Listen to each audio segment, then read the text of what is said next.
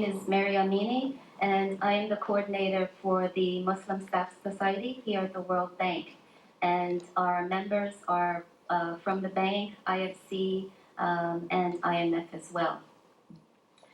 We first would like to extend our condolences to anyone who might have lost a loved one on September 11th. Before I begin, we just want to take care of a few administrative tasks. Please make sure that you have signed in the sign-in sheet. It will also be going around if you might have missed it, and you've picked up the packets of material that we have for you. I received an email from IMF yesterday from one of the senior staff. It seems that our kiosk announcement that we distributed here at the bank was attached with another document from our World Bank Volunteer Services regarding the Mosaic pamphlet. Just to inform you that the Muslim Staff Society and the Diversity Programs Unit was not coordinating the effort for the Mosaic. That is through our World Bank Volunteer Services. There was an item in there that the senior staff member was concerned about, and we're not making any reference to that here, in case some of our colleagues from IMF as well were here because of that issue. As a result of the horrific events of September 11th, Arab, Asian, and Muslim communities suffered and mourned with the rest of the world. Regrettably, these same people became the targets of misplaced anger. An alarming series of hate crimes, almost 700 have been recorded so far, are sweeping the nation.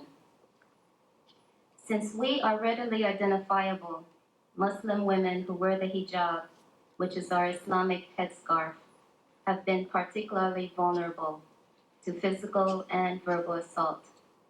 Some of our bank colleagues have experienced that, not within the bank, but going to the subway and while going shopping.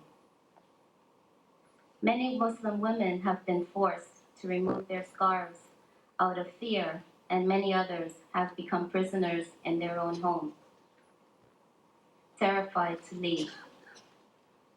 Children are afraid to go back to school, no matter if they're Muslim or Sikh or Arab.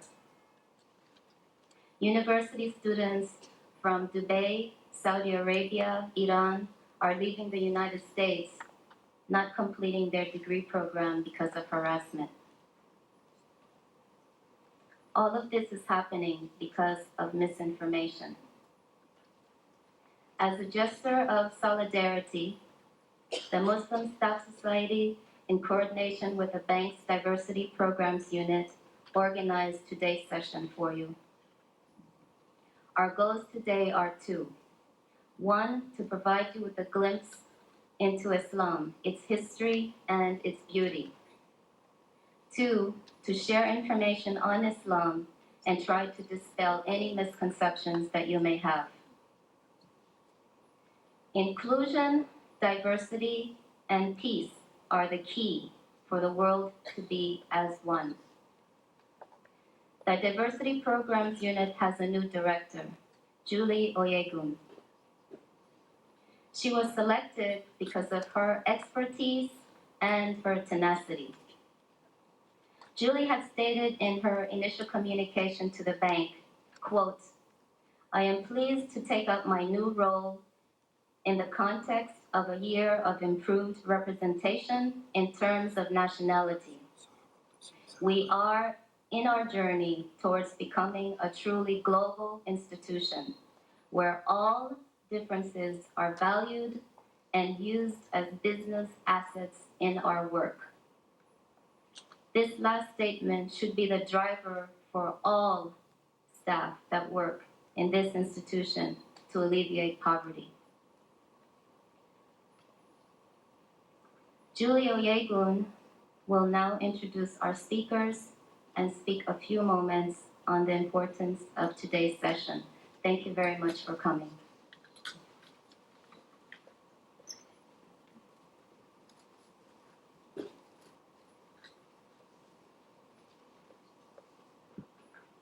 Good afternoon, everyone. We've deprived you of lunch for the body in a sense, but we hope that this will feed your spirits. We've put a great deal of thought into this event. We would like this event to be part of an ongoing process. Very graciously, the Muslim Staff Association has allowed Islam to be the first creed that we look at in what we hope will be a series. We have tentatively called that series so far Creeds and Their Cultures in Our Community. I am aware that the bank does not traditionally address the issue of religion or spirituality. But under Mr. Wolfenson, we do have, as you know, an interfaith program. It's a small program. It's run by Catherine Marshall from the President's front office. It's tentative, it's young, but it is clear that since September 11th, we are all more curious about the importance of culture, the significance of religion to the world, and we clearly, I think, are more prepared to consider the significance of these issues for development and poverty alleviation. So we're pleased to have with us this afternoon two distinguished scholars of religion, more specifically of the Islamic faith. I will introduce first of all Dr. John Esposito, Georgetown University. He's the founding director of the Center for Muslim-Christian Understanding. He's a university professor at the University of Georgetown University, and is also the past president of Middle East Studies Association of North America and the American Council for the Study of Islamic Sciences. He will be speaking to us briefly this morning. There will be a question and answer session following both presentations. The second presentation will be given by Dr. Anwar Hajjaj of the American Islamic Information Center. Currently, he is the chairman and founder of the American Islamic Information Center, which is a non-profit organization that helps to inform people about Islam through lectures and seminars for non-Muslim audiences and classes for new Muslims. He teaches daily lessons on the meaning of Quran and holds lectures both in the US and abroad. He is a professor of Islamic studies at the American Open University in Falls Church, as well as one of the founding members of that university. Dr. Hajjaj was a founding member of the Islamic Saudi Academy in Fairfax and also served as the director of academic affairs. He's the former president of Dar al-Hajjaj Islamic Center and Masjid in Falls Church. He's also the former chairman of the Education Committee of the Islamic Society of North America in Plainfield, Illinois? Indiana, sorry. We welcome you. If we could spend perhaps 10 minutes per presentation so that we have adequate time for question and answer.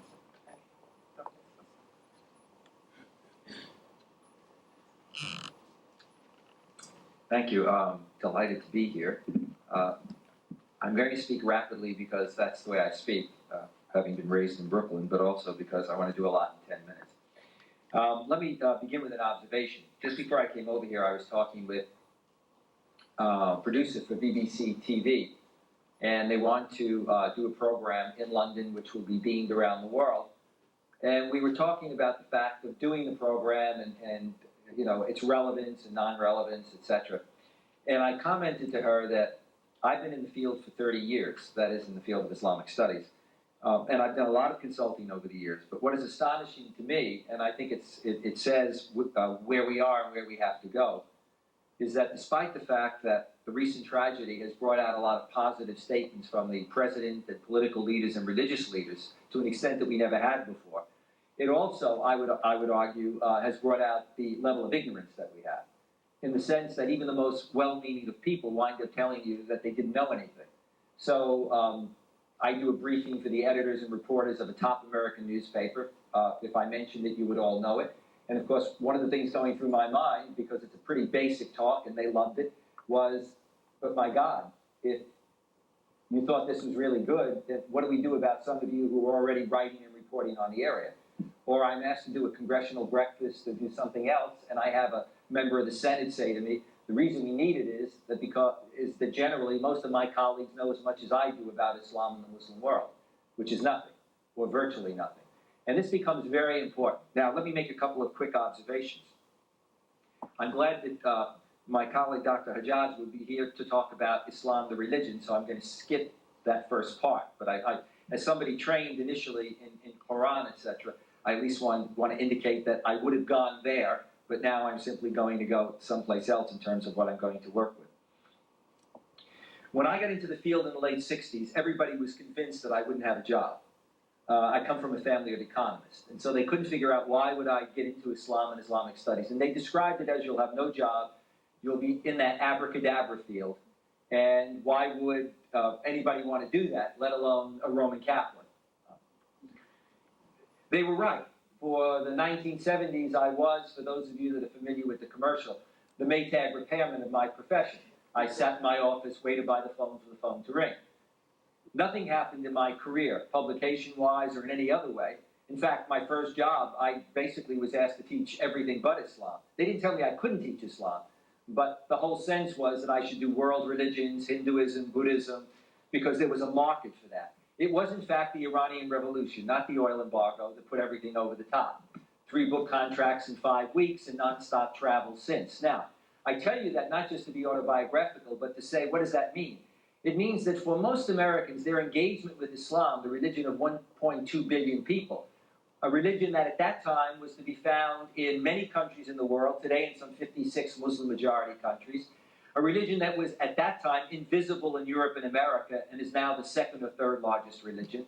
For most people in America, their encounter with Islam came through the Iranian Revolution and headline events after that. Now, what that means is when you know nothing about someone, and then suddenly you engage them through headline events, what do? You generalize. When I was a kid growing up in Brooklyn, there was an Irish girl in my class. She was nice. She was attractive. It took her 3 times to get through the 3rd grade. What did I conclude about Irish people in terms of their ability to handle intellectual things? And we generalize off those experiences. For Americans that didn't know Islam, how did they engage Islam? Every day watching Iranians in the streets shouting death to America. Well, you don't have to be bright to figure out if they're yelling death to America and they're under a sign that says Allah, that these Muslims must hate us. And that has skewed in many ways the whole approach to Islam. Indeed, a good deal of the motive to understand Islam in the Muslim world has been driven by political and economic concerns. That's what establishes the market. That's what establishes the proliferation of coverage of Islam in the Muslim world. Now, a lot of good has come out of that, but the point of departure is always the headline event.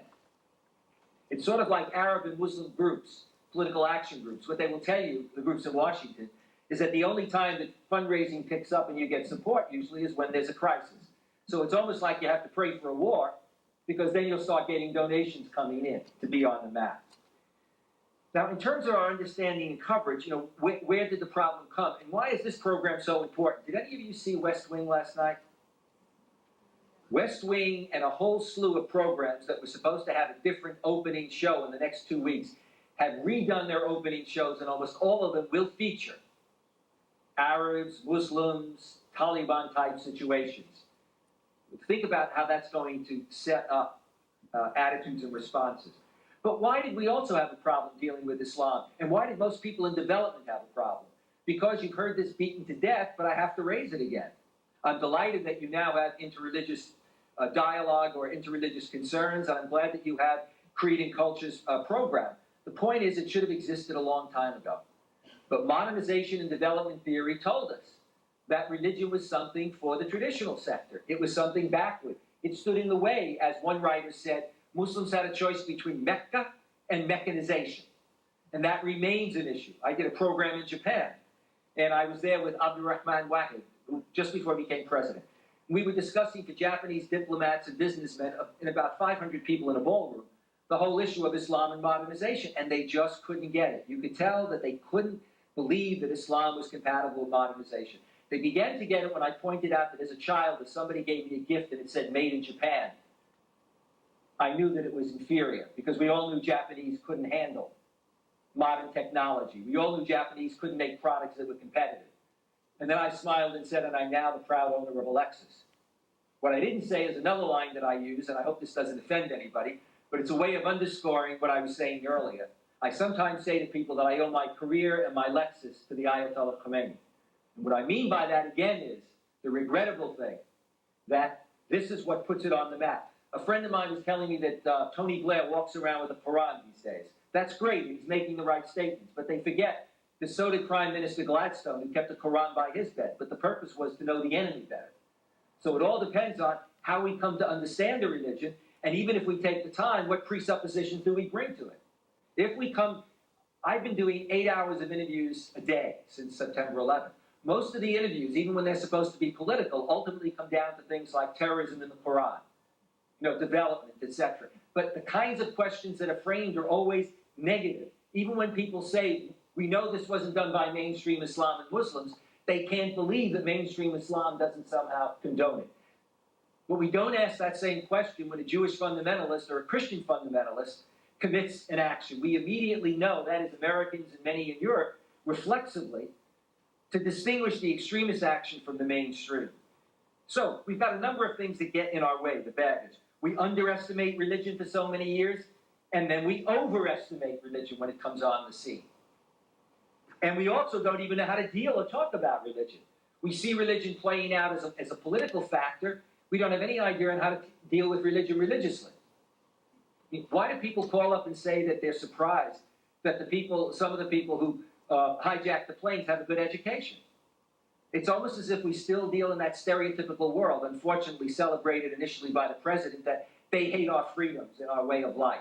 And the idea, obviously, is that anybody who would die for something that they believe in, even if we think it's an action that we can't condone, that they must somehow be simply among the despised and the oppressed. Look at our social movements in America, civil rights, anti-war. Many people involved were people who were the oppressed, but many others were the best and the brightest. The young kids from Westchester, Fairfax, out of good families, good schools, with a social conscience, get involved in a social movement. Most of them stay mainstream. Others become radicalized by the experience. And so the Student Nonviolent Coordinating Committee, SNCC, winds up turning to violence. Now, what can we say about Islam? And how does it relate to events today? Islam, because of all the things I mentioned before, has come to be equated too often with fundamentalism and fundamentalism with terrorism. Let me unpack one of those aspects. We refer to fundamentalism or political Islam too often as a monolith. And so you'll see some of my colleagues writing now, Islam is fine, Islamism is bad. They're all bad. If you're involved in development and that's your attitude, then you cannot function in Egypt, you cannot function in Indonesia. Because what you're not dealing with is an on-the-ground reality. That if you're talking about Islamic movements, a minority are bin Laden-type movements. They're like Gamma Islamiyah, they're like a variety of groups that have existed, the Al-Jihad groups. They are violent revolutionaries. However, a majority of Islamic movements today are social movements that run schools and clinics and daycare centers. And others are political parties that in the late 80s and 90s, when given an opportunity to run for office, ran for office. But because we had our own prejudgments about religion and modernization, what people couldn't believe was that A, these parties would run, that B, many of them were educated people, and that C, they actually could emerge as the leading opposition. And so often, both governments in the region and the West have been threatened by that phenomenon. And unless we can separate out the two in terms of long-term policy, both politically and economically, we're going to have a problem in the Muslim world. And we will perpetuate the conditions that become a breeding ground for radicalism and terrorism. Let me make a few observations then. The mainstream groups are groups that operate within society, continue to, and grow on the ground. The difference between 30 years ago and today is that most Muslim societies, including those in North Africa and Turkey that we used to see as so blessedly secular, are in fact becoming more Islamically oriented from the ground up, not always from the top down. Turkey's a perfect example. The tension between the government and elites and below. I almost said below ground, but that's not what I want to say. A cross-section of society. As one Turkish woman said to me recently, a good friend, she said, I'm not a political activist, I just wear a hijab because I believe in it. In my country, that's a political symbol. And I said, yes, that's the same problem we would have in France. So we've got to learn to separate those groups out from the bin Laden types. What are the bin Laden types like? Your extremists are people who are convinced and try to convince others that the situation in the Muslim world is such that violence is the only way. In other words, what they wind up saying is, and this is what the American government has to deal with, and I think some people in the senior State Department are aware of that. I'm not sure about the Defense Department. You can move against global terrorism militarily if you want to talk about some sort of short-term objective. And it had better be a proportionate strike, or you're going to have a backlash. But you cannot solve global terrorism militarily. The growth of global terrorism is dependent upon political and economic factors and cultural factors. Unless those factors are addressed, then you'll have the breeding ground for future growth of radicalism. You have to cut back on those factors. What are some of the issues when we're dealing with Muslim grievances? The question is often asked, why do they hate us? Ted Koppel did a terrific show for an hour about a week ago. Many people, and I would argue almost most, but many people in the Arab and Muslim world have an anger when it comes to U.S. foreign policy. Not a hatred for America. There are people who deal with us all the time, who study here, send their kids here. Many of their best friends are American. But they have a hatred for American foreign policy the way many Americans may have a hatred for Chinese policy or whatever. And they function within their system, will continue to work within their system. We need to know, though, what their grievances are. Why? Because, among other things, those very grievances are the grievances that radicals pick up on. Now, what are the core issues? And I'll do this very quickly. Arab-Israeli, yes, but particularly the Second Intifada. What we forget is that they see what we don't see, i.e. with Al Jazeera and much of the international media available in the Arab and Muslim world, Arabs and Muslims every day watch what's going on in Palestine, Israel, in a way in which most Americans here don't because of our lack of international coverage. They see the disproportionate military power of one side. They see the violence on both sides. They see the terrorism on both sides. But they see the disproportionate use of firepower and owning of firepower. Where does a lot of that firepower come from? American Apache helicopters, American F-16s. And they see the disproportionate number of deaths and injuries. That causes incredible anger. There was a very moving poem published in Al Hayat, and it reads like it's published by an alienated young person. And it was written by the Saudi ambassador to London, expressing the frustration, actually, of himself and a generation watching what was going on, the sense of powerlessness. Now, but there are broader issues. The more than 500,000 who've been affected in Iraq by the sanctions. The fact that America and the West goes into Kosovo and it quits itself, but the very standards it used to go into Kosovo, it doesn't use in Chechnya. And instead, world leaders are seeing cozying up to Putin, a man who invades Chechnya from other people's perspectives, lays the country out, and kills far more people than we lost in this last atrocious attack against the United States. The situation in Kashmir. You have a cluster of those issues, which then enable people like bin Laden to recruit. Because what bin Laden winds up saying is the governments in the region are corrupt, and they're not going to provide you with a political process, and they're not going to address these issues. And the West supports these governments or engages in benign neglect. So what does bin Laden argue? And notice how he hijacks Islam. He hijacks mainstream Islamic teaching because he says, therefore, Islam is under attack. Therefore, jihad as a defensive response, the right of a Muslim, and the obligation of a Muslim to defend himself, his Muslim community, or Islam, he now champions that, you see, and therefore will make a jihad, from his point of view, legitimate, and will talk about martyrdom in a legitimate sense. Unless we're aware of that, we will not be able, it seems to me, to bring this into perspective. And finally, globalization, because I know I'm running out of time. For those of you that are dealing with political and economic development, some very obvious things that you're aware of, but you really want to think of the general kind of mindset that's also going to be involved here. Globalization is more and more going to mean, in the short term, us, whoever we are, exporting, in general, what we have over there. And that's the way it's going to be perceived. In other words, fear that globalization can be a new form of hegemony, a new form of colonialism in terms of communications and economics, because globalization does mean those that have control of the mechanisms, those that have the power, are going to initially be the people who can control the process. And so there will be and is a great concern in the region. And what it seems to me people in development have to be very sensitive to are, in fact, the deep religious and cultural issues, because I'll end with this observation. 30 years ago, I was asked to speak at the State Department and at the Internet. I speak at so many Islamic meetings. If that starts with an I think it's Islam. The International, Studies Association, on the role of Islam in political and social development. At the ISA, 6 people showed up. I was on a panel on religion development. 2 of them walked out during the session. Today, I can speak at the ISA and the place is packed. Today, if you're dealing with the State Department, the place is packed. Now, when Iran's Islamic Revolution came, there was still the sense, though, that global religious resurgence was Islam. That's not the case today. In the post-Cold War, what do we see in India? What do we see in Sri Lanka?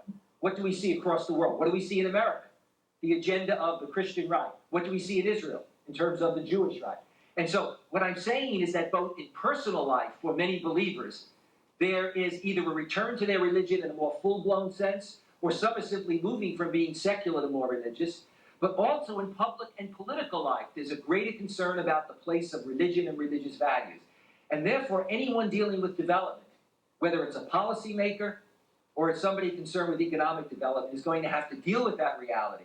And what it's going to take for some of us, to put it very bluntly, is that we take off our secular fundamentalist lenses. What do I mean by a secular fundamentalist?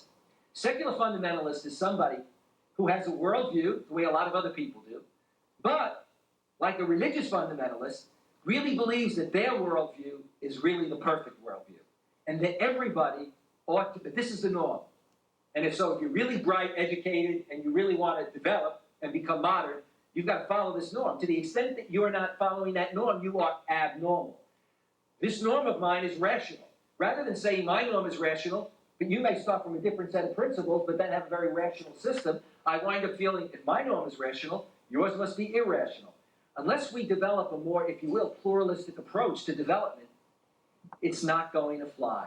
We're going to have problems and keep saying, why are they occurring?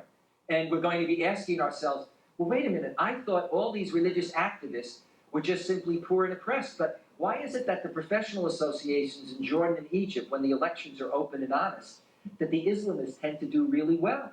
So we've got all these educated doctors and engineers, and what we forget, and I'll end with this observation, in the Muslim world today, from below, Muslim societies are becoming more and more Islamized. That doesn't mean you're going to see Islamic governments springing up all over the place, but sectors of society becoming more Islamically oriented. And where do you see it specifically jumping out at you if you do the kinds of things that you do? That unlike 30 years ago, there is an alternative elite in Muslim societies. In the old days, we used to say the modern elite were modern, Western-oriented, more secular-oriented in terms of their education, etc. And then you had your traditional religious elite. And we distinguished them by mindset, use of languages, as well as dress often. Today, there are many within Muslim societies who are modern educated, who are within all the sectors of society, or at least where governments allow them to be, but are Islamically oriented. And that's what one sees percolating within systems. And unless we handle that well, and no, at every level, we handle it well, that is, those of us that deal with the countries, Western governments that deal with the countries, and the very governments themselves, which tend to be mukhabarat states, security states, unless that's handled well with a certain amount of openness in terms of the development of civil society, then we will see more of the mid-latent phenomenon rather than less. Thank you.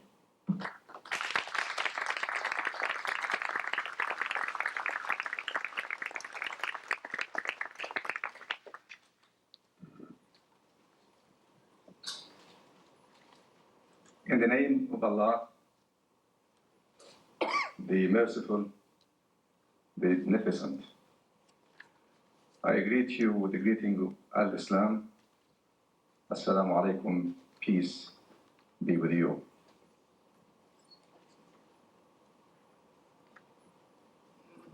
I would like to introduce myself to you in addition to what you have heard. I'm a Muslim,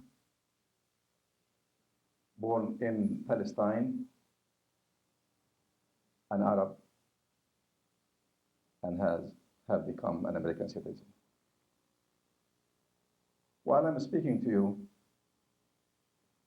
in addition to what Dr. Esposito mentioned to you, I have 100 members of my family are under siege. Where? In Palestine. Why Islam is misunderstood? What is the meaning of Islam? And what's the meaning of a Muslim? Islam means peace. And a Muslim is the one who has submitted unconditionally to the will of Allah. Who is Allah? Allah means the only one who created and the only one who is worthy of worship. Islam is a way of life. It begins with a declaration of faith. I bear witness there is none who is worthy of worship but Allah, and Muhammad is his last prophet and messenger. Who is Muhammad? Born in Arabia, illiterate. His grandfather is Abraham, and his cousin is Jesus, the son of the Virgin Mary. How?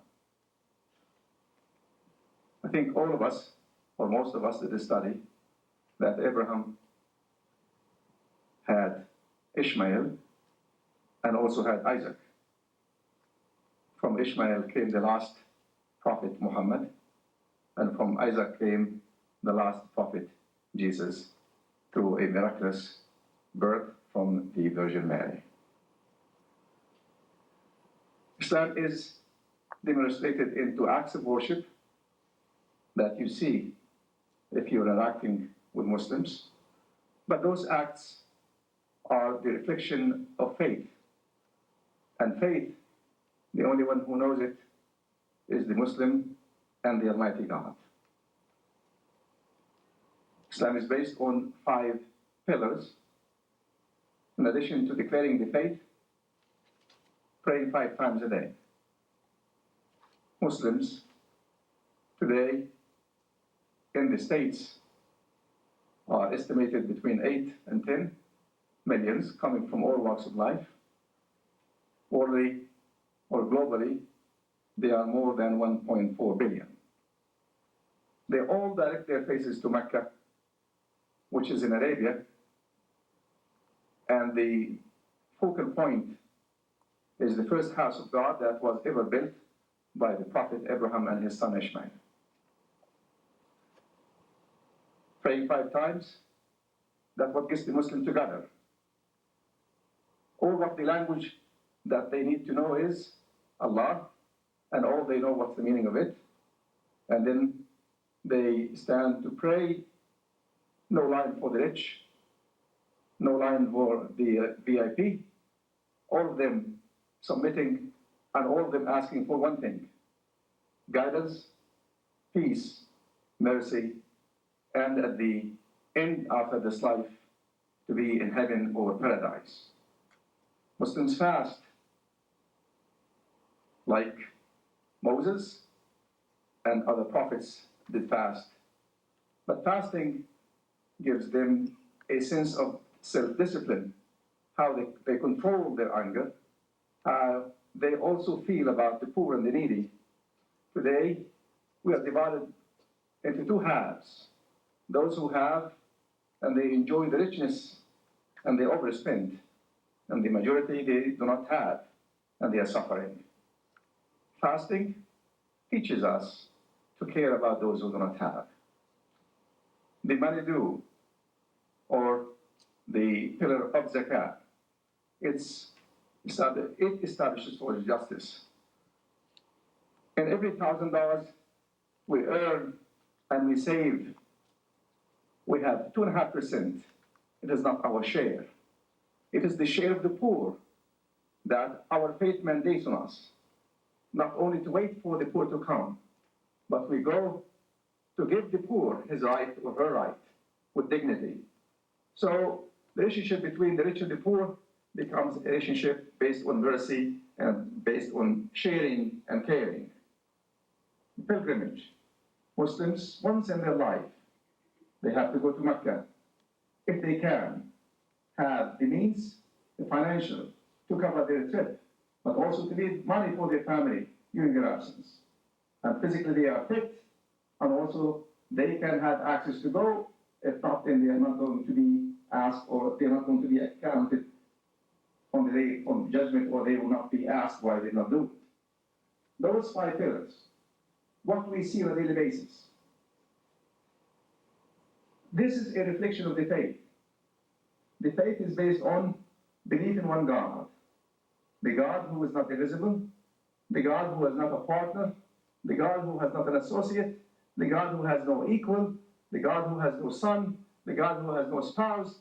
The God is the only one who created, but he did not rest. He did not assign his job to someone else to do it. He's in charge. And that's why Muslims believe in justice and they believe in peace.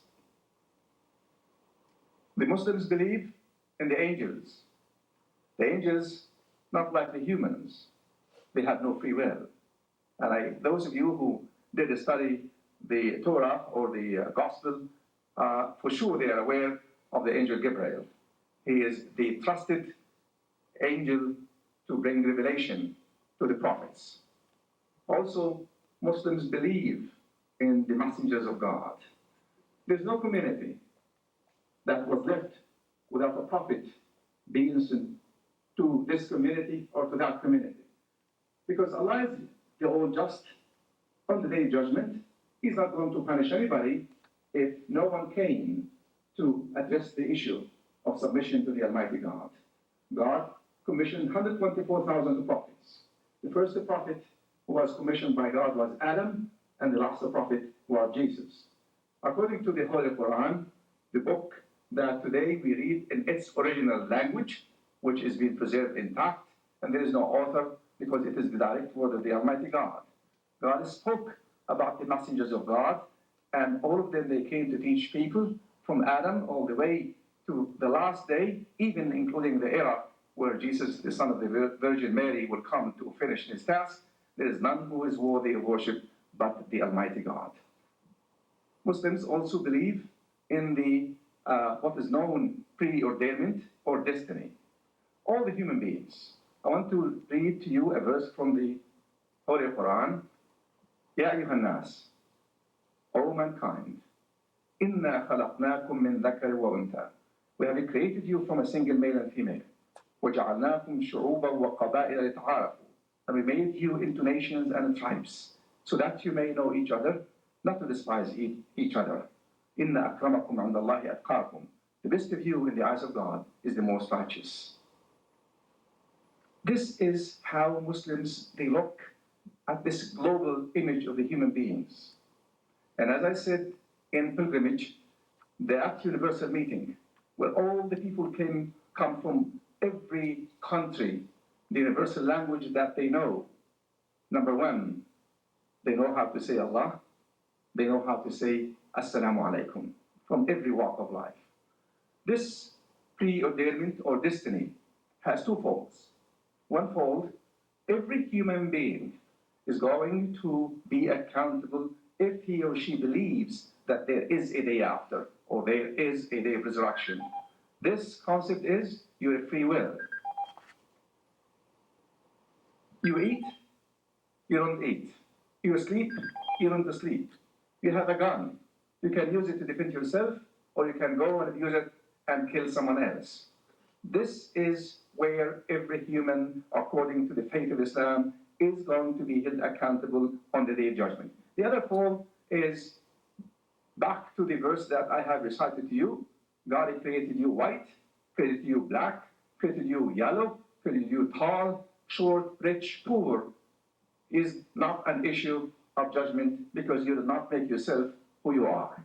But what you do and how you behave and how you act, that is the main issue that God is going to hold or each one of us accountable to.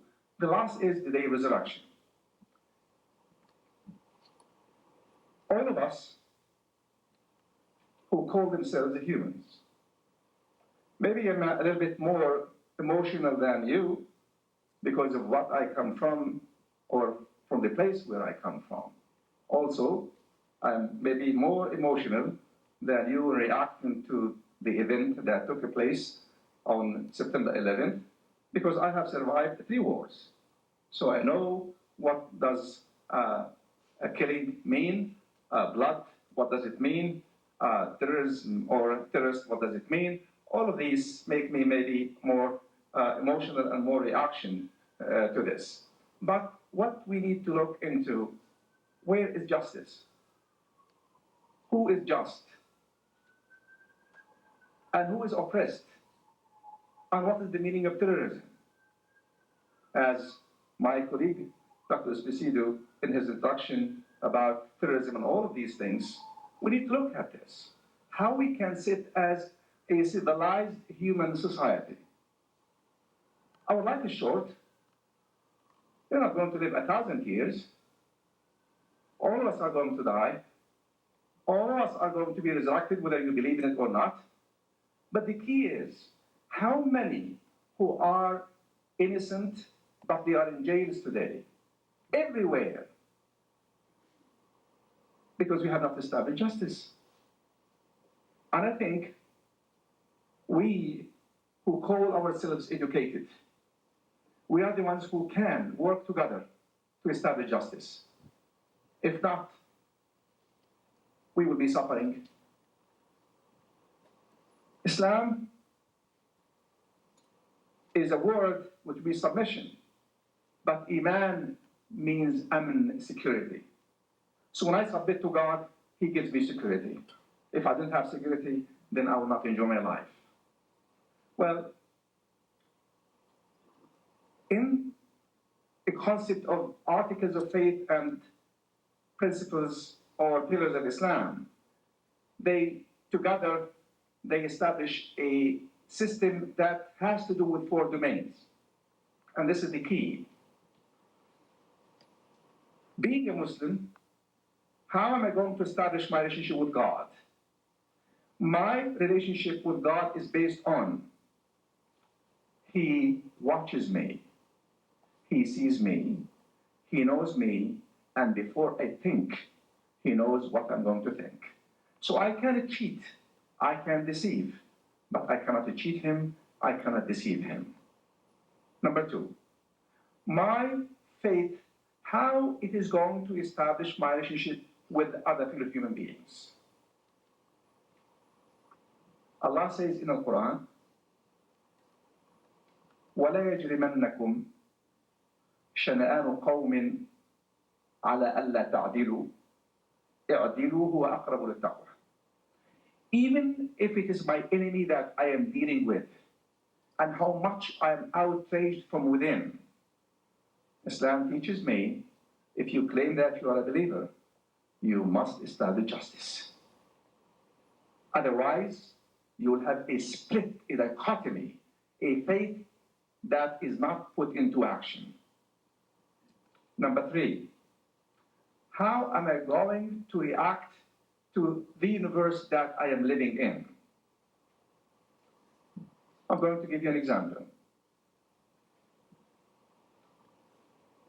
In the Islamic literature, we read about a woman who claimed to be practicing, who claimed to be a woman of faith.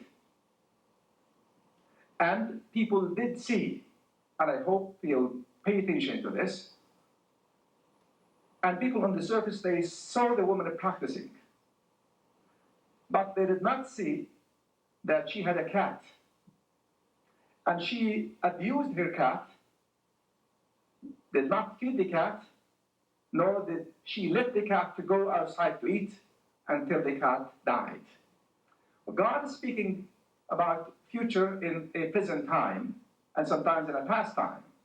This woman ended being in hell. Because if my faith that I claim that I am a believer in God does not transform into actions, where people, they will see these actions and the actions are in conformity with the faith, then I am giving them the right to judge the system, not to judge me, and this is where the people are making a major mistake. People are judging Islam. That represents 1.4 billion because 1, 2, 3, 100, 1,000, 100,000, they have violated Islam. Again, we are falling into the same trap. We are making unjust conclusion, or we are trialing the innocent because of what criminals did. Well, Islam says in the Quran,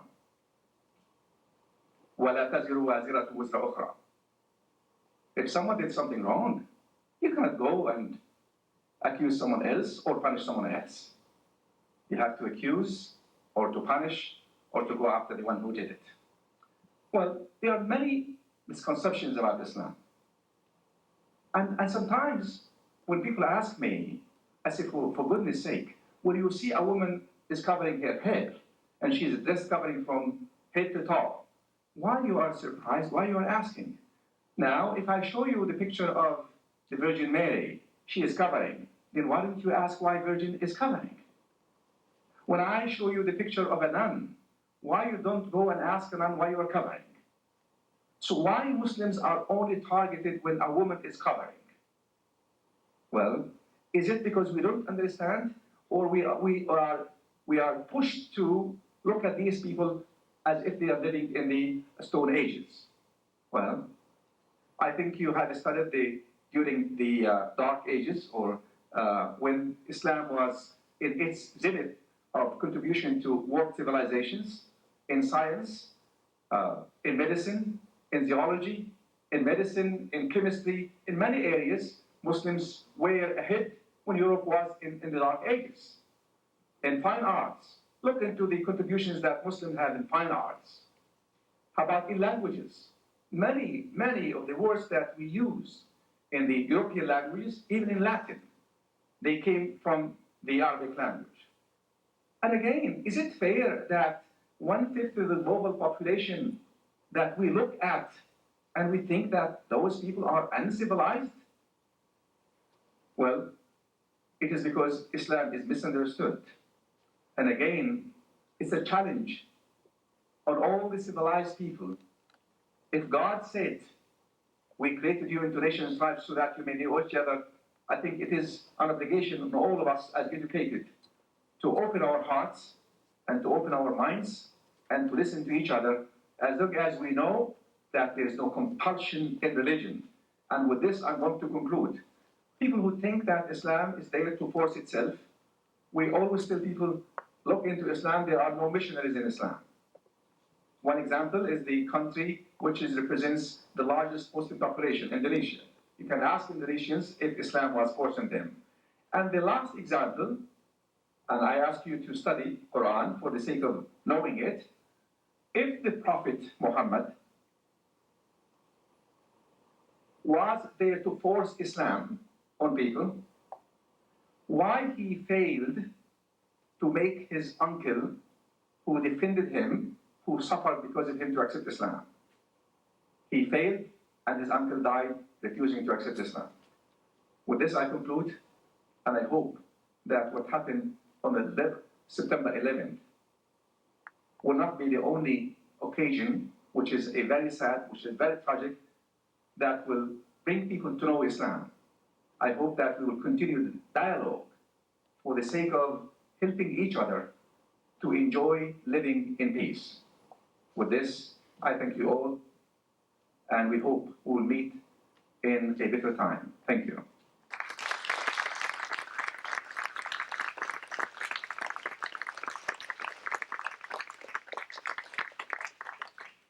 Thank you, Dr. Hajjaj and Esposito. We'll now start the question and answer session. And if you're at a microphone, please press the button to turn it on. And we also have a roving microphone for you.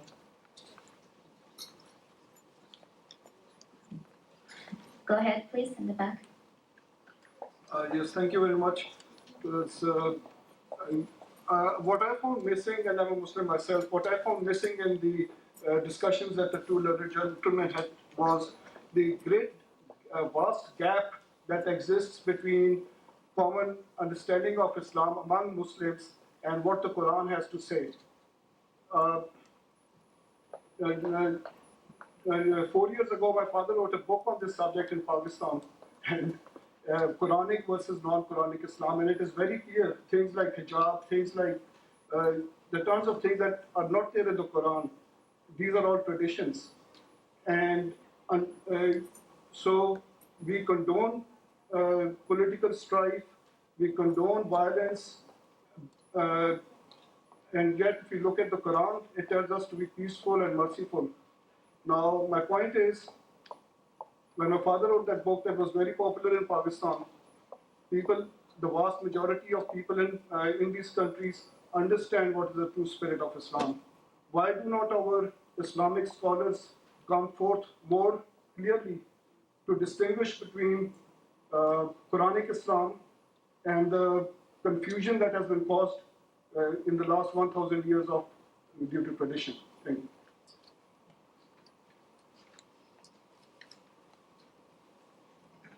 I think that you make a very good point, but let me point out to you that this remains an issue in the American Muslim community and in the European Muslim community. I mean, the fact is, I'll give you an example. Many years ago, I attended a wedding that was held at MIT, and the imam married a good friend of mine who's from a Muslim country to an American woman. The American woman was very modestly dressed. In American clothes, but very modestly dressed. About 3 months later, she called up and asked to see me because I had written a book on women in Muslim societies. And I couldn't figure out why she wanted to see me, but she came into the room and she was dressed completely differently. And halfway through the conversation, I said, I noticed you're dressed differently.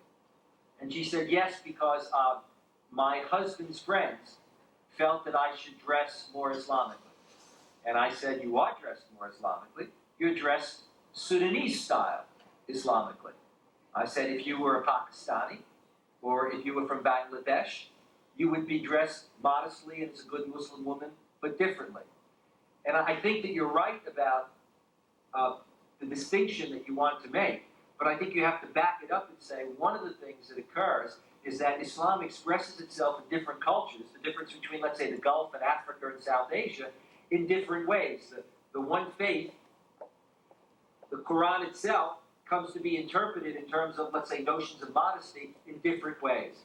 And I think that that's something that Muslims grapple with as they move from one society to another. Now, within the Muslim community, it is a challenge to Islamic scholars to discuss. I would love to see, for example, if this were the old days, to see your father sit down with Maulana Maududi and talk about the interpretation. Maulana Maududi is the founder of the Jamaat-e-Islami, one of the great, large Islamic organizations in the world. He and Hassan al-Banna of the Muslim Brotherhood, in many ways, founded the first two major Islamic movements in the 20th century. But if Maududi was sitting down with your father, there might be some interesting discussions about how each of them would relate the notion of hijab to the Quran. So I think that it still remains an issue that believers struggle with. There's some common agreement, but then there are diverse sort of interpretations because of the whole notion of ijtihad. Thank you. Do we have another question? Yes.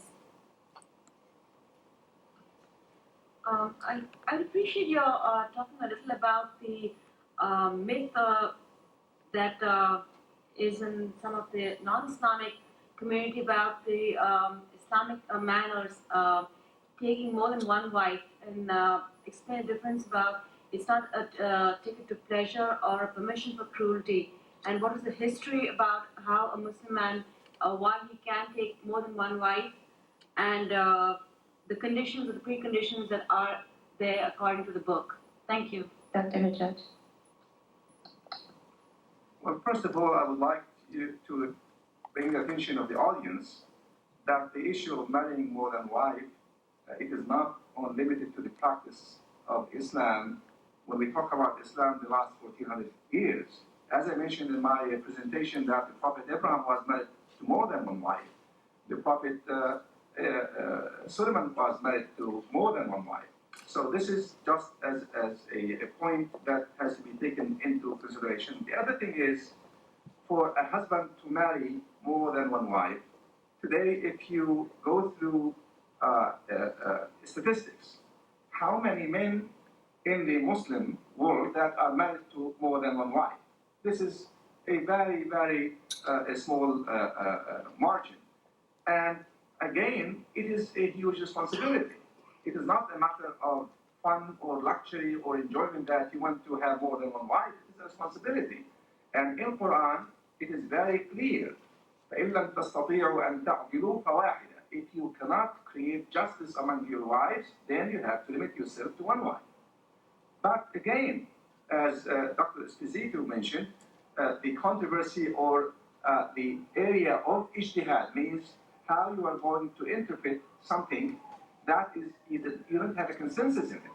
Some people, they might come up with, before you have to get married, you have to ask your wife, the first wife. Other scholars, they say, based on their own interpretation, no, you don't need to ask for your wife. But if we even depart ourselves from these, what is called legislation or the fiqh issues, we need to think of, is it a matter of luxury that a husband taking more than wife?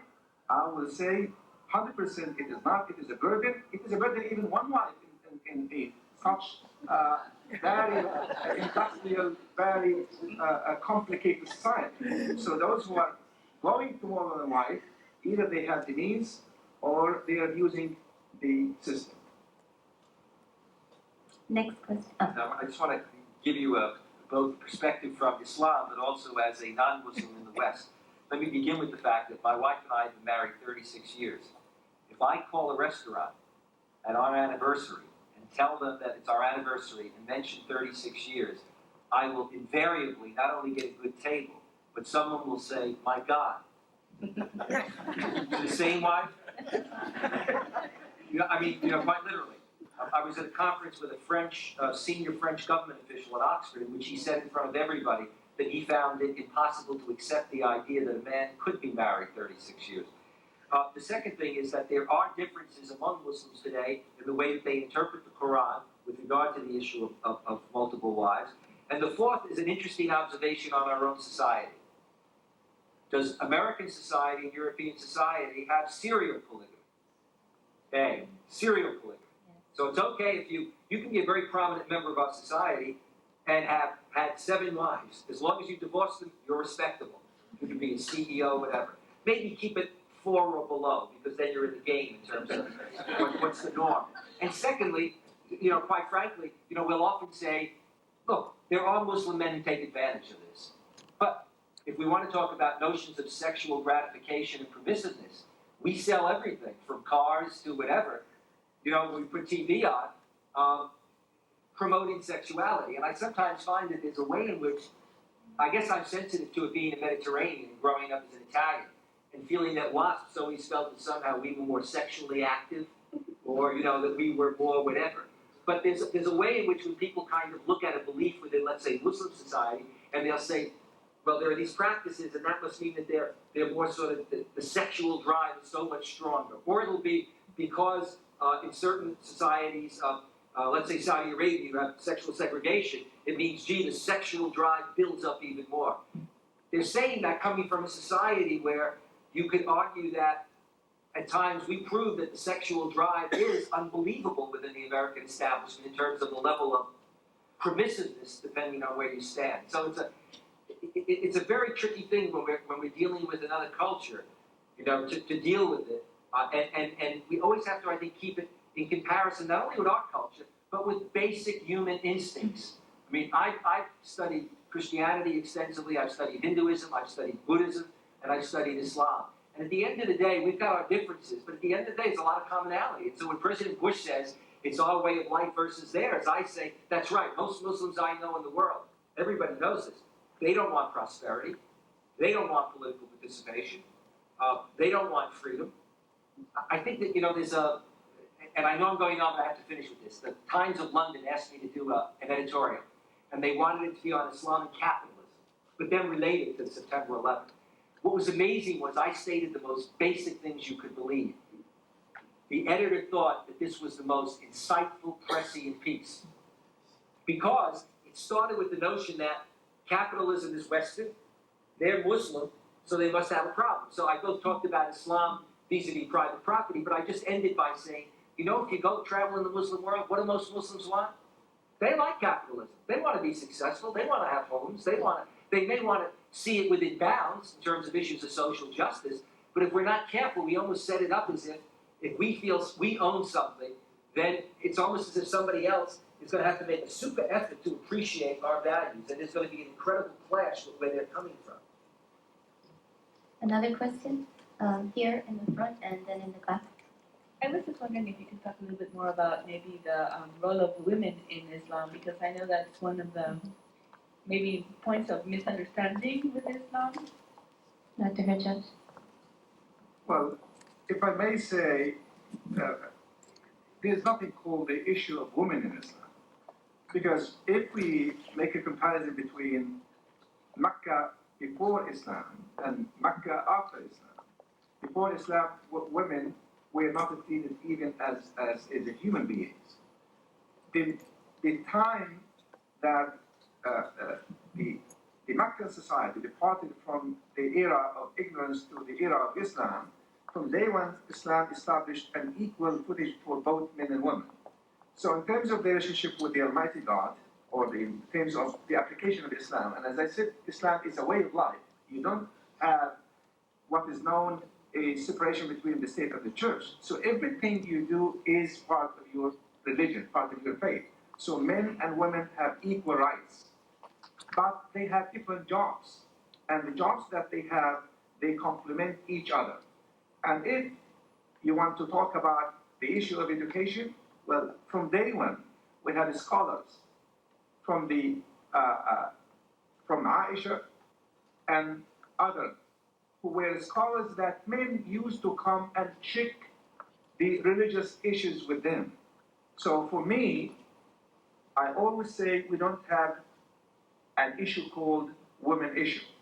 But what we need to know, again, are we mixing culture with the faith?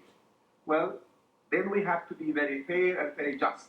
We have to differentiate between countries that they are oppressing their women, where religion gave them the right, versus a country that does not allow their women to drive.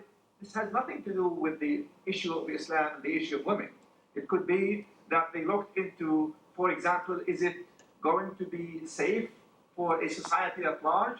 Then they made their own judgment and they said, no, we don't want our women to drive. We have chauffeurs, we have this and this and this. And this is where we have to have the West not to mix. And there's no way for you not to mix culture with religion unless you study it. Comment on this, because I do a lot of work on this. Comparatively, let me just alert you to the fact that if you want to, again, think about women in Islam, think about women in Hinduism, in Buddhism, in Judaism, and Christianity. Historically, these are religious traditions that developed in patriarchal societies. Their interpreters were, in fact, patriarchs. It was, in fact, and here I mean no offense to my male colleagues, it was, in fact, the boys who interpreted the tradition and who continue to, and that's fine. But what we see today is that women are playing a far greater role in Muslim societies, along with men, some women, in defining and empowering themselves. But a lot of what one is dealing with are the residues of culture and the extent to which, if you will, a patriarchal society dominates. Within that context, whatever the religious tradition, and even if there's no religious tradition, you've got the realities of patriarchy being, played out on the ground. And lady here. I have a question which surprised me actually that I read in the current issue of India Today. They interviewed the biographer of Osama bin Laden. I believe the gentleman's name was Hamid Mir. And the interviewer's question to him was whether Osama bin Laden's next target would be India. To which the biographer replied that no, in the Holy Quran, it says that in order to be friends with Jews and Christians, you must leave your faith, but it does not say the same thing about Hindus and Buddhists. And I just wanted to find out if this is in truth actually mentioned in the Quran, or if it is an interpretation of the biographer.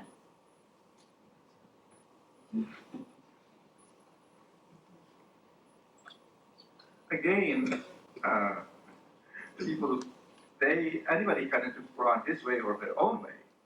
What we need to emphasize on, let's just take an example of the people of the book, who are called the Jews and the Christians. A lot of misunderstanding, even among Muslim practitioners, those who practice the faith, unless they know, then they will distance themselves. And I tell them, wait, if you are allowed to marry from Christian women and Jewish women, and she becomes the mother of your child, and her father becomes your father-in-law, and her mother becomes your mother-in-law, then are you telling me that Islam says to you, be unjust to people who do not share with you the faith? If I recall Maududi referring to how we are going to deal with the Hindus, and if I am quoting him correctly, and maybe through your studies you can correct me if I'm wrong, that he said we have to treat with them like the people of the book, that we can have relationship with them. So if we have relationship with them, and the ayah, the verse that I have recited to you, and still it is on tape, where Allah created us into nations and tribes so that we may know each other, not to despise each other. So the key, the challenge for us, how to treat people with justice. And back again to issue of India or attacking, or India becomes a target. Allah says, وَلَا تَعْتَدُوا. Do not be the transgressors. So how we are going to say that Islam teaches transgression? And the other thing is, it is a mistake, and to me it is a fatal mistake on the West, on the non-Muslims, again whether it is in the East or the West, to take one person who is not the scholar of Islam, and every statement that he says, we as Muslims and the system of Islam becomes in the court, look what X said and look what Y said. This is unfair. We have to go back, ask, even to the Muslims. Allah says, فَاسْأَلُوا أَهْلَ الذِّكْرِ إِن كُنْتُمْ لَا تَعْلَمُونَ. Addressing the Muslim community. When it comes an issue to you, it has to do with your faith. Do not make your own judgment. Do not go for a mechanic to teach you your faith, or to a physician. Go to the people who are known, the scholars of the book. So Usama or Ali or Abdullah, if they are not the scholars, then why the West, and why the media, why the politicians are putting us, all of us, as being the ones who are following X or Y and Z, when our scholars, they say no? Even to make ijtihad, you have to be on a highly scholarly level to be able to say that this is an innovative issue and this is where Islam says, and even as an individual, you're not going to have the endorsement unless you have a group of well-known scholars who will come and endorse what you say. So again, we have to be fair when we say such a person said and the person who wrote the biography said. So these are not differences that we cannot count on. We'll take just 2 more questions, this gentleman, and then here. Unless people want to stay later, I don't know. I have this question is for Mr. Esposito. Thank you. For you, Mr. Esposito. When I was in college, there was this philosophy professor that said in front of class, he said, the philosophy of the West comes from here, he pointed to his head. And he said, the philosophy of the East comes from here, and he pointed to his gut. And I was so upset. Of course, I talked to him after that.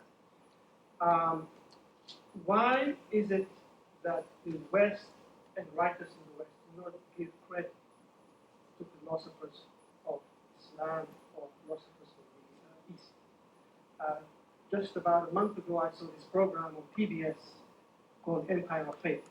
That kind of gave a little more credit to it, and I think that program is going to be repeated this week sometime. It starts on So- October 5th. October 5th. Yes. Yes. So why is it that the West writers do not give credit to Muslims? Is it a conspiracy or is it ignorance? In general, I think it's ignorance. I think that most people who were raised, certainly in my generation, in the West, it really in most curricula it just wasn't there. I mean, first of all, Islam wasn't there, let alone that period of Muslim history. And I can remember my wife doing a doctorate at Bryn Mawr at one point in English. Fortunately, she moved into a better area before she finished her PhD in English so that she could take care of me as I got older. But my wife was doing a degree, and she was looking at the courtly love tradition in poetry. And basically, you can trace it back, and then you get to a point where the logical connection has to do with Muslim rule in Europe. Instead, what they chose in the field to call it was the X factor. And to even posit at the time, as she did, and an Arab and a Muslim connection, and give reasons for it, for her professor, that wasn't acceptable. And I think that has driven it very much. The second thing that happens, though, is that as that information emerges, for example, if you ask the average educated person, the average person who's in a philosophy department, and ask them about Averroes, Ibn Rushd, or Al-Farabi, etc., even to this day, many of them won't know anything, when in fact these are philosophers who passed on Western philosophy. And you have great Muslim thinkers who passed on knowledge of medicine, of algebra and geometry, so that during the Dark Ages they preserved it, they built on it and passed it on. It wasn't seen as important to look at that aspect. And I think that we are still struggling with that legacy. And then I think there's a political agenda among some in the United States. You don't want to portray or give credit. And so when it does emerge, you'll have those who'll say, well, there was a flowering, but there was nothing creative about it. It's the way we used to talk about the Japanese. They can only mimic, because we're the only people that can think critically. So yes, there was a flowering of culture and civilization, but if you look at it, it wasn't very original. And that, I think, comes from a cultural bias. I have two questions in the back, please. Please, go ahead. Come to the mic.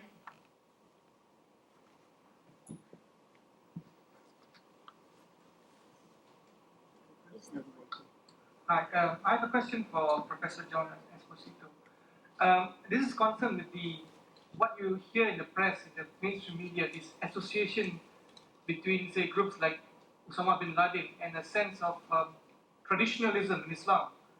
And I feel that such an association is flawed, and that perhaps really such a phenomenon is associated with modernity, and perhaps also linked to phenomena like millennialism and cult groups like Aung Chirinkyo and others. Perhaps if you could comment on this. Well, I think in some sense, bin Laden has become a bit of a cult hero. And one of the things, a few years ago, I wrote a book called The Islamic Threat, Myth or Reality. It came out around the same time as Huntington's Clash of Civilizations. And it keeps getting reprinted, and new editions come out, and it sells not as well as Sam's book, but in that same sort of vein, which always reinforces for me the fact that while people say they don't believe in it, in fact they do. And I think that's part of the danger now that's emerging as we look at the situation. And I think, as dangerous as somebody like a bin Laden can be, one of the risks is that we make him into even more of a kind of cult figure by the very way in which the media covers him. We make him bigger than life. We act as if he's the only, as if you could take him out, or even take his group out, it will all go away. When in fact that means that you don't then deal with what are the underlying political and economic grievances that cause X, which means that's the real rationale. It's not an issue of traditional Islam versus. Plus, what Bin Laden is doing is not traditional Islam. Now, to get back to something that was said earlier by my colleague, the press reports uncritically Bin Laden's fatwa on X. The fact is, Bin Laden's not qualified to give a fatwa.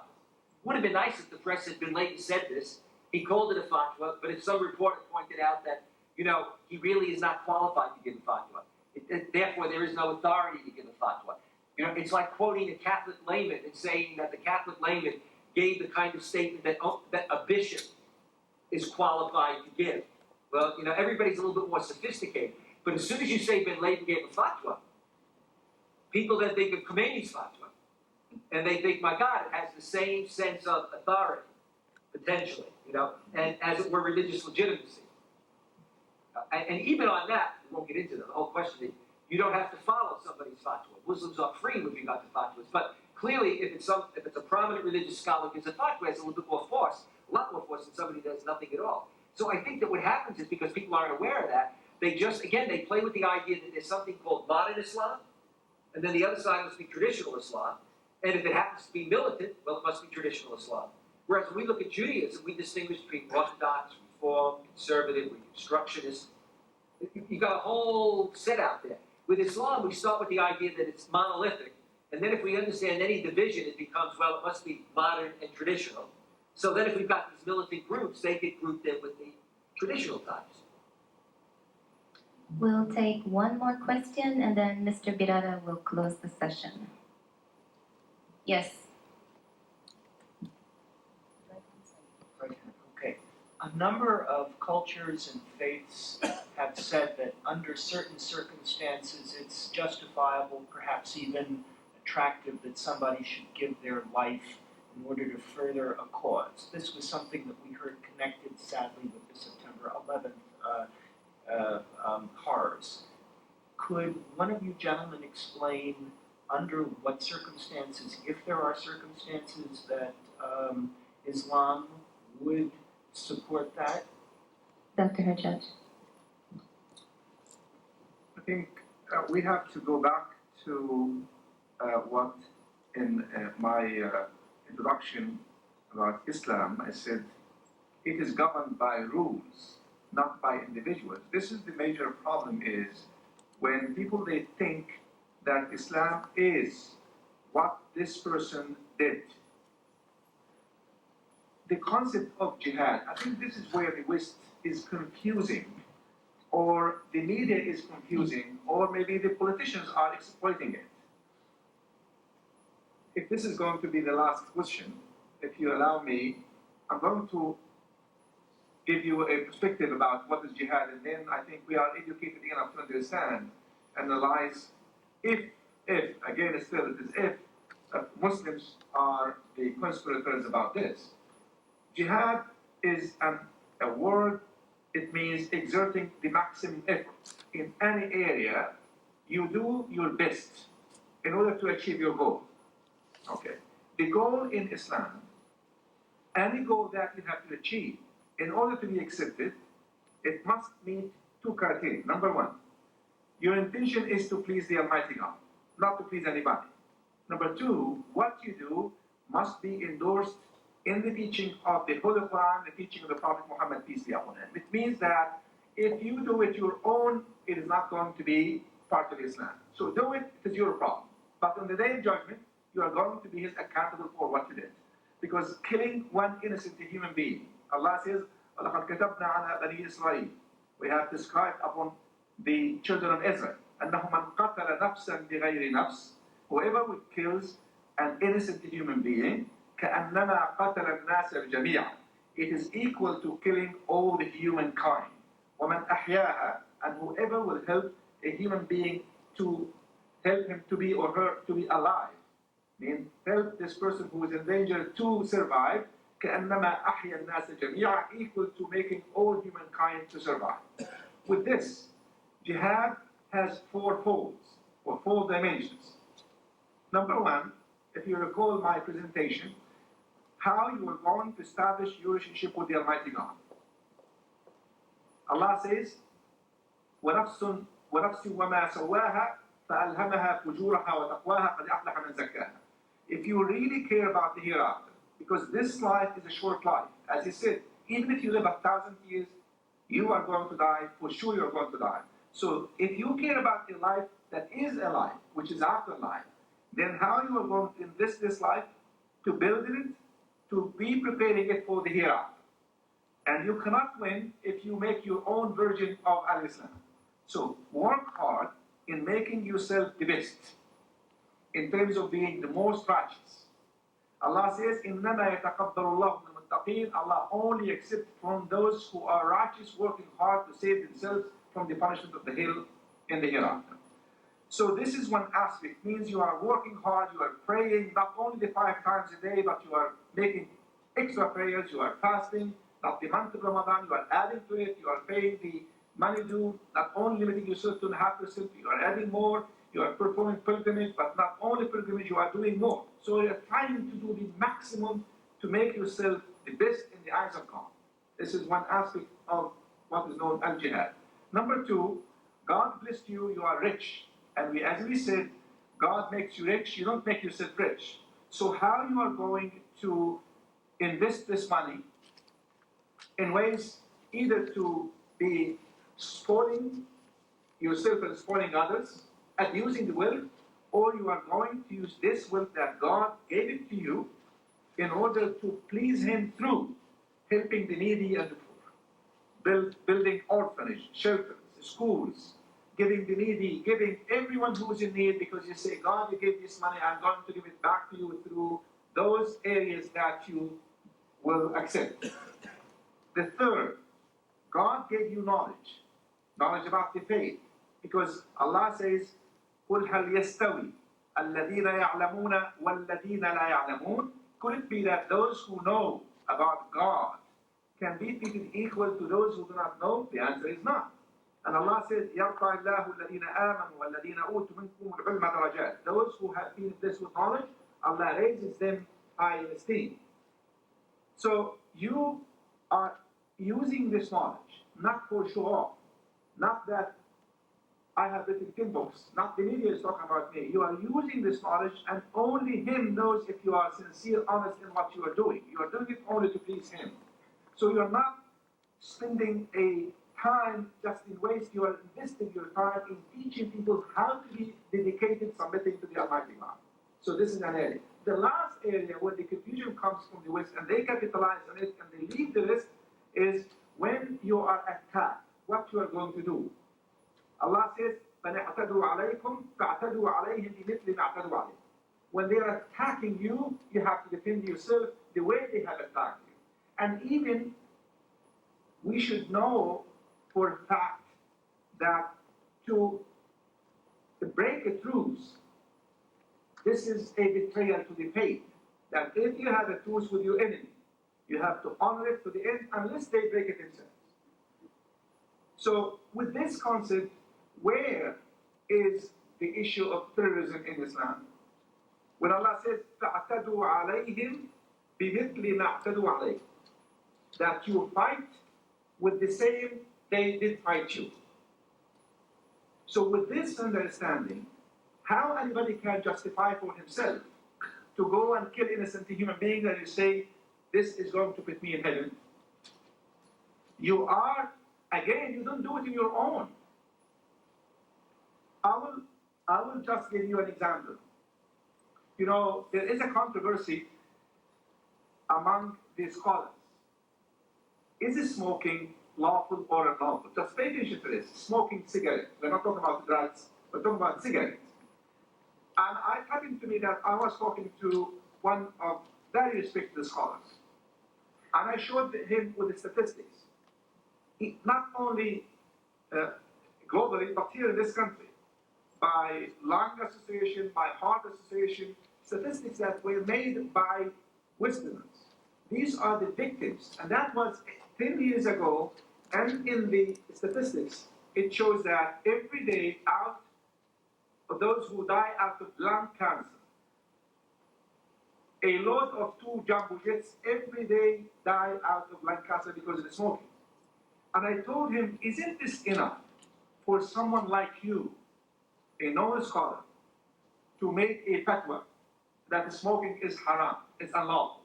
He said, no, I can't. Even though I have all the material that supports this, I need the scholars worldwide to sit, present the documents, bring scholars in the area of lung and heart and specialists, and based on this, we have to come to a consensus to make a fatwa that smoking is haram. Otherwise, it will become for everybody to put it its own way or her own way. So if this is about the smoking, how about killing an innocent human being? How about killing many human beings? So for someone to do it in his own, then he made his own interpretation about Quran. He is going to be held accountable in the day of judgment. And the first fairness mandates on us, and justice mandates on us to say he is fanatic, and not Islam is fanatic, and not the Muslims are fanatic. So unless you come, and that's why everybody's talking, who did it and who is behind it. If a country is behind it, then where are the scholars? Where are the scholars? Unless we are talking about a separation between the state and the church, then again we will say Islam has nothing to do with this. Go after the seculars, do not go after the faith and the people who are practicing the faith. Thank you. Well,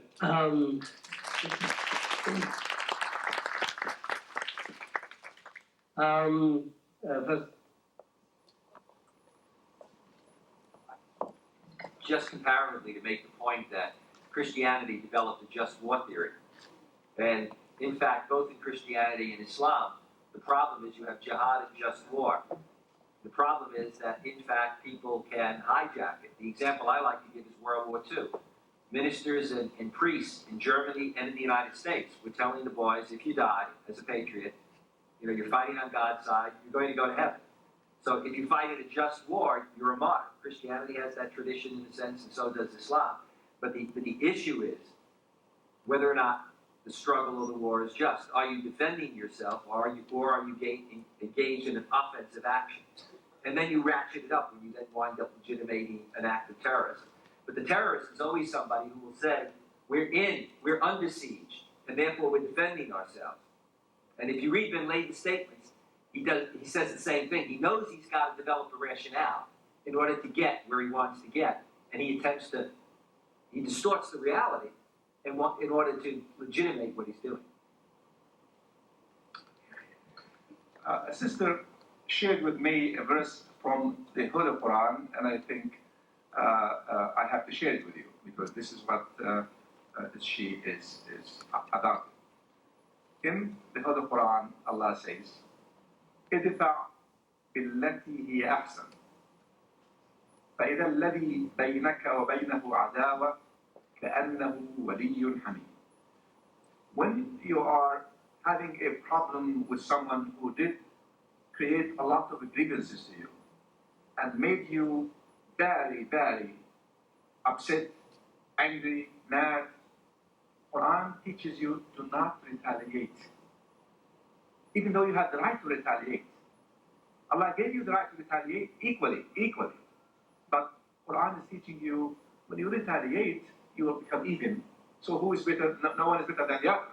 But Quran says to you, why don't you try to use this by making good friendship, by being nice and forgiving and showing mercy to the person who did offend you. So this is what Islam will again take us to the root. And the root of it is, as I defined it to you, Islam means peace. It wants to create peace, not to create enemies. well, Dr. Hajjaj, Dr. Esposito, I want to thank you for this spiritual nourishment. I want to thank Mary Amini and her colleagues for organizing such a wonderful, refreshing, penetrating learning session. There are many things that I have learned in this session. I have been with the World Bank for a number of years. Let me just share with you a personal feeling that I have. I came back recently from a world conference on racism, xenophobia, and related intolerance in South Africa. And I was asked by my children, one of whom is 11 years old, why I went there and what I learned. And it has relevance to the session that we had in the last 1.5 hours. What I told my sons, and what I keep telling them, was that the reason that I was privileged to attend the South Africa conference was to really learn about what a legacy the world community wants to leave. Because so far, the world we have been living in has not been a world of inclusion, total inclusion. It hasn't really been a world of total justice or a world of peace. I come from a country which hasn't really observed peace for a long time. I come from Ethiopia. And, you know, I repeated this theme to my sons. What kind of a legacy do we want to leave for future generations, for generations to come? For the 6 billion people now living, and for the 8 billion who will be living in 25 years. And in many ways, I think, you know, today's session tells us a lot about the need for listening to so many different voices, for inclusion, for understanding, for peace in our small planet. In many ways, I think what Ms. Oryogun said, you know, earlier, that I hope that this will be a series of sessions of a dialogue on not only on Islam, but also on other religions, so that at the end of the day, you know, this institution, which is a diverse institution, 150 nationalities are represented, 180 some countries are members of the World Bank. If really, you know, there is an institution where such a learning would take place, it would be the World Bank. And I'm so glad, and I'm so delighted, and I'm so honored that the full house that we saw earlier, people leaving their other, you know, schedules in a highly demanding institution like the World Bank, came to listen, to understand, so that our planet would be a planet in which people would live in peace, in understanding, and really nurture diversity for what it is, namely appreciation of everybody and every one of us, all religions, all creeds, all nationalities, all all aspects of humanity. Thank you so much for enabling us to learn. Thank you.